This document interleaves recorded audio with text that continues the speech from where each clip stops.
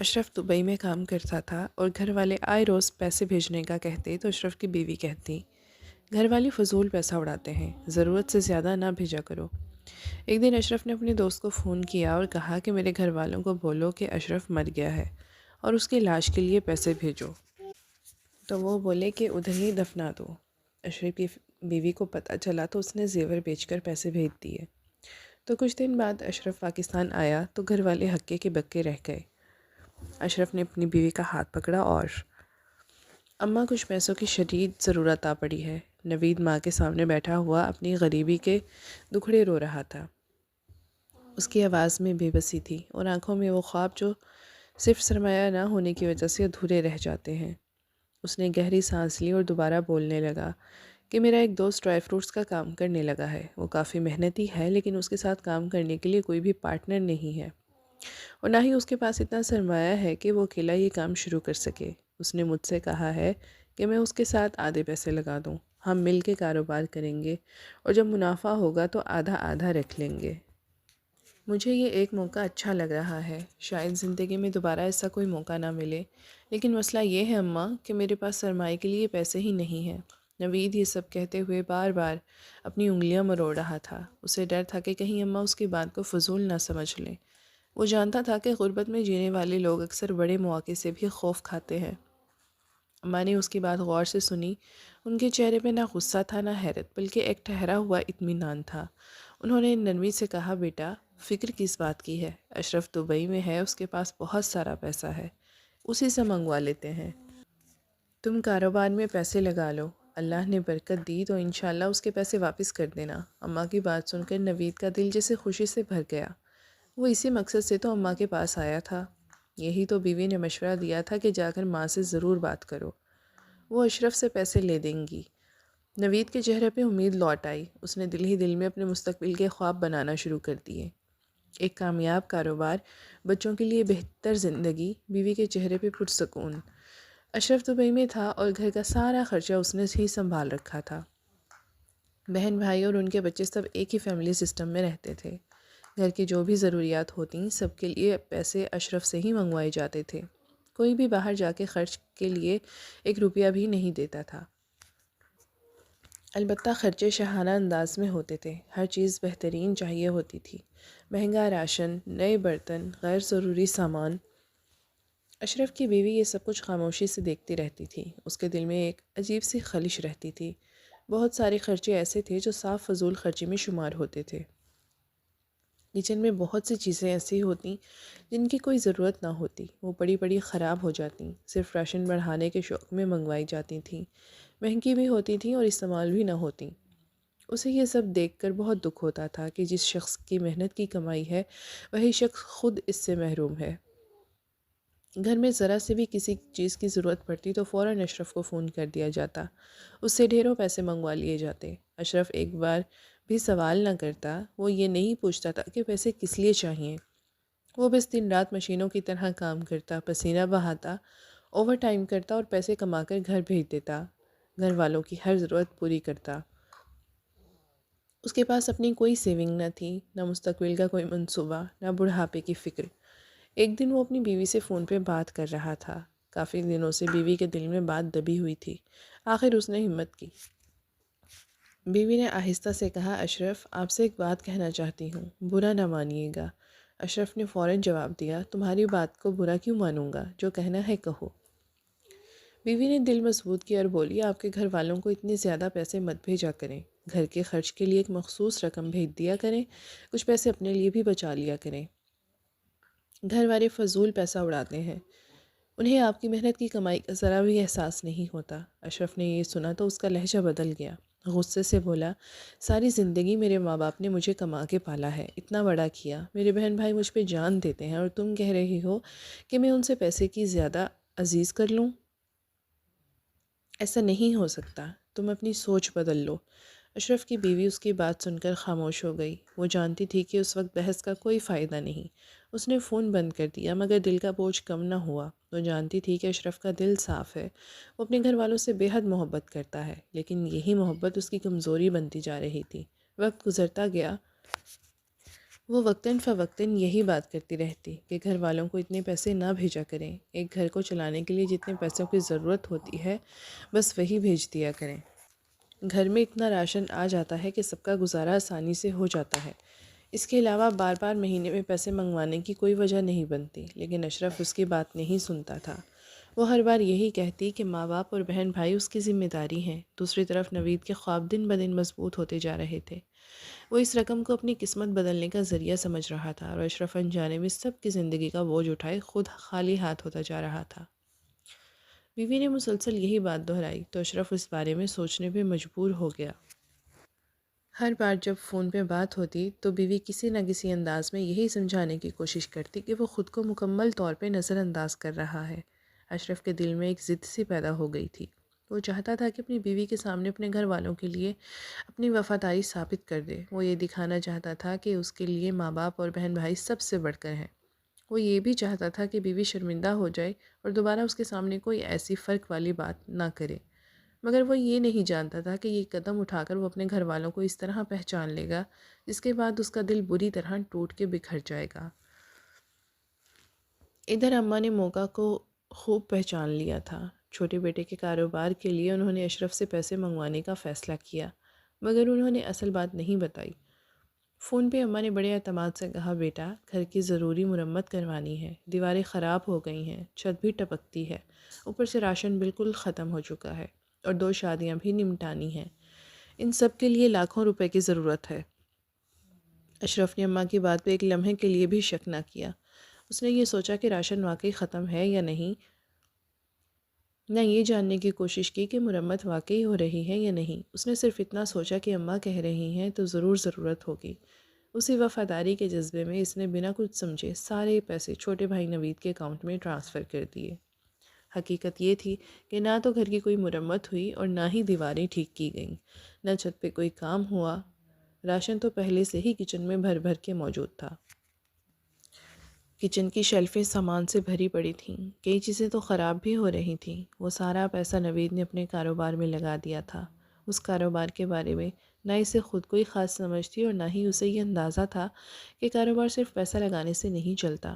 تھوڑا ہی عرصہ گزرا تھا کہ اس کے دوست نے لاپرواہی دکھانی شروع کر دی۔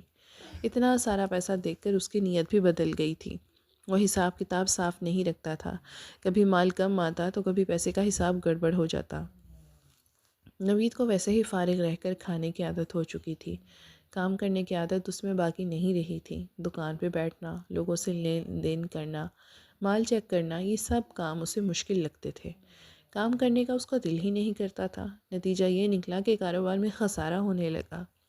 یہ شاید جو اس کا بزنس میں شریک تھا وہ شروع سے ہی بے ایمانی کر رہا تھا۔ نوید نے کبھی سنجیدگی سے حساب نہیں مانگا، اسے بس یہی لگتا رہا کہ سب ٹھیک چل رہا ہے۔ جلد ہی کاروبار ڈوب گیا، دکان بند ہو گئی، مال بکھر گیا، اور نوید ایک بار پھر خالی ہاتھ رہ گیا۔ شروع میں جو چند پیسے منافع کے نام پہ آئے تھے وہ بھی اس نے عیاشی میں اڑا دیے تھے۔ مہنگے کپڑے، دوستوں کے ساتھ ہوٹلوں کے چکر، غیر ضروری خرچے۔ وہ یہ سوچ رہا تھا کہ اب تو عیش ہی عیش ہے، کاروبار چل پڑا ہے، اب ساری زندگی منافع ہی ہوتا رہے گا۔ برے وقت کے بارے میں اس نے ایک لمحے کے لیے بھی نہیں سوچا تھا۔ جب سب کچھ ختم ہو گیا تو تب اسے احساس ہوا کہ جس پیسے کو اس نے معمولی سمجھا تھا وہ کسی کی برسوں کی محنت تھی، لیکن تب تک بہت دیر ہو چکی تھی۔ ادھر اشرف ابھی تک یہی سمجھ رہا تھا کہ اس کے بھیجے ہوئے پیسے گھر کی بہتری میں لگ رہے ہیں۔ اسے کیا خبر تھی کہ اس کی وفاداری اس کے خلاف ہی استعمال ہو رہی ہے۔ وہ دن عام دنوں جیسا نہیں تھا۔ اشرف دبئی میں تھا اور بیوی پاکستان میں، اپنے سسرال کی اسی گھر میں رہ رہی تھی جہاں ہر چیز پہلے جیسی تھی۔ نہ دیواروں پہ تازہ پلستر نظر آتا تھا، نہ چھت کی حالت بدلی تھی، نہ کسی شادی کی کوئی تیاری دکھائی دیتی تھی۔ وہ کئی دنوں سے یہ سب دیکھ رہی تھی اور اس کے دل میں ایک سوال مسلسل کروٹیں لے رہا تھا۔ آخرکار اس نے اشرف کو فون کرنے کا فیصلہ کر لیا۔ فون اٹھاتے ہی اشرف نے حال احوال پوچھا، مگر بیوی نے رسمی باتوں کو نظر انداز کر دیا۔ اس نے سیدھے لفظوں میں پوچھا کہ وہ پیسے جو تم نے اماں کو بھیجے تھے ان کا کیا بنا؟ اشرف نے جواب دیا کہ اماں نے بتایا تھا کہ گھر کی مرمت ہونی ہے، راشن ختم ہو چکا ہے اور 2 شادیاں بھی نمٹانی ہیں، اسی لیے پیسے بھیجے تھے۔ بیوی کا لہجہ بھیجے تھے۔ بیوی کا لہجہ ایک دم سخت ہو گیا۔ اس نے کہا یہاں نہ کوئی شادی ہوئی ہے، نہ گھر کی مرمت ہوئی ہے، اور راشن تو پہلے ہی اتنا ہے کہ کئی مہینوں تک ختم نہ ہو۔ وہ لاکھوں روپے آخر کہاں گئے؟ مجھے تو اس بارے میں کچھ بھی معلوم نہیں۔ اشرف کو غصہ آ گیا۔ اس نے کہا کہ تم ہر بات میں میرے گھر والوں کو شک کی نظر سے کیوں دیکھتی ہو؟ تمہیں بس مجھے ان سے لڑوانا آتا ہے۔ بیوی نے جواب دیا کہ یہ شک نہیں ہے، یہ وہ حقیقت ہے جو میں اپنی آنکھوں سے دیکھ رہی ہوں۔ میں یہاں رہ رہی ہوں، مجھے سب کچھ صاف نظر آ رہا ہے۔ اگر میں غلط ہوں تو کوئی مجھے سمجھا دے کہ پیسے کہاں لگے ہیں۔ اشرف نے غصے میں فون بند کر دیا، مگر اس کا دل بے چین ہو چکا تھا۔ وہ خود بھی سوچنے لگا کہ اگر واقعی پیسے کسی اور جگہ لگے ہیں تو پھر سچ کیا ہے؟ اسے بیوی کی باتوں میں اب ضد نہیں بلکہ درد محسوس ہونے لگا تھا۔ اسی بے چینی میں اس نے فیصلہ کیا کہ وہ سچ جانے کے لیے ایک ایسا قدم اٹھائے گا جس سے سب کے چہرے بے نقاب ہو جائیں گے۔ اسی رات اس نے اپنے قابل دوست سے بات کی، اسے سارا معاملہ سمجھایا اور کہا کہ وہ پاکستان فون کر کے یہ خبر دے کہ اشرف کا یہاں انتقال ہو گیا ہے۔ دوست نے پہلے تو حیرت سے انکار کیا، مگر جب اشرف نے اپنی مجبوری بتائی تو وہ مان گیا۔ اگلے دن پاکستان میں فون آیا، گھر میں جیسے قیامت آ گئی۔ کہا گیا کہ اشرف دبئی میں ایک حادثے کا شکار ہو گیا ہے اور اب اس کی ڈیڈ باڈی پاکستان بھجوانے کے لیے پیسوں کی ضرورت ہے۔ بیوی نے یہ سنا تو اس کے ہاتھ سے فون چھوٹ گیا، اس کے منہ سے چیخ نکلی اور وہ زمین پہ بیٹھ گئی۔ اسے لگا جیسے اس کی دنیا ایک لمحے میں اجڑ گئی ہو۔ اماں کا حال اس سے بھی برا تھا، وہ بار بار بے ہوش ہونے لگیں، کہتی جاتی تھیں کہ میرا اکیلا بیٹا وہاں کیسے مر گیا۔ محلے والے جمع ہو گئے، ہر طرف رونا پیٹنا شروع ہو گیا، مگر جب بات پیسوں کی آئی تو فضا بدل گئی۔ بہن بھائی ایک دوسرے کی طرف دیکھنے لگے۔ کسی نے کہا کہ ہمارے پاس اتنے پیسے نہیں، کسی نے کہا کہ وہاں دفن کر دو، کسی نے کہا کہ حکومت سے مدد لو، کسی کے منہ سے یہ نہیں نکلا کہ بھائی تھا، اس نے زندگی بھر ہمیں پالا، آج ہم اس کی لاش کے لیے بھی کھڑے نہیں ہو سکتے۔ بیوی یہ سب خاموشی سے دیکھتی رہی، اس کے آنسو تھمنے کا نام نہیں لے رہے تھے۔ اس کا دل چیخ چیخ کر کہہ رہا تھا کہ یہ وہی لوگ ہیں جن کے لیے اشرف نے اپنی زندگی قربان کر دی، وہی لوگ جو آج ایک روپیہ دینے کو تیار نہیں۔ آخرکار اس نے خود کو سنبھالا۔ اس نے اشرف کے دوست کا نمبر لیا اور فون کیا، روتے ہوئے کہا کہ میں پیسے بھیج رہی ہوں، اگر اور پیسے کم پڑیں تو خود سے لگا لو، بس میرے شوہر کی ڈیڈ باڈی پاکستان بھجوا دو، باقی قرض میں بعد میں اتار دوں گی۔ اس نے اپنے زیورات اتارے، اپنی جمع پونجی نکالی، ہر وہ چیز جو اس نے مشکل وقت کے لیے بچا کے رکھی تھی سب بیچ دیا اور سارا پیسہ اشرف کے دوست کو بھجوا دیا۔ اس لمحے اس کے دل میں ایک ہی بات تھی کہ اس کا شوہر آخری بار اپنے وطن آ جائے۔ ادھر دبئی میں اشرف یہ سب سن رہا تھا، ہر لفظ اس کے دل میں خنجر کی طرح اتر رہا تھا۔ اسے اپنی بیوی کی محبت کا اندازہ اس دن ہوا اور اپنے گھر والوں کی حقیقت بھی۔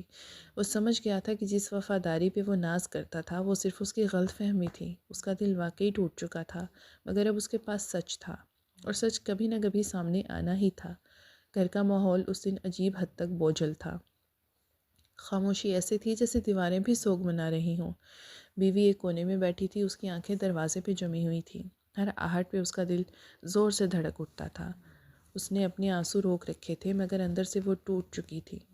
زیور بیچ کر پیسے بھیجنے کے بعد اس کے پاس اب کچھ بھی نہ بچا تھا، نہ جمع، نہ پونجی، نہ سہارا، بس ایک امید کہ اس کا شوہر آخری بار اس کے سامنے آ جائے، چاہے بے جان ہی کیوں نہ ہو۔ اماں کبھی کمرے میں آتیں، کبھی باہر جاتیں، ان کے لبوں پہ دعائیں تھیں مگر دل میں عجیب سا خوف بھی تھا۔ بہن بھائی ایک دوسرے سے نظریں چرا رہے تھے، کوئی کسی سے بات نہیں کر رہا تھا، ہر کوئی اپنے اپنے حساب سے سوچ رہا تھا، کوئی شرمندگی میں، کوئی خوف میں، کوئی لالچ میں۔ بیوی بار بار وقت دیکھتی، ہر گزرتا لمحہ اس کے لیے صدی بن چکا تھا۔ اسے وہ فون کال یاد آ رہی تھی، وہ آواز جو کہہ رہی تھی کہ اشرف کا انتقال ہو گیا ہے۔ اسے لگا جیسے وہ آواز اس کے دل پہ ابھی تک نقش ہے۔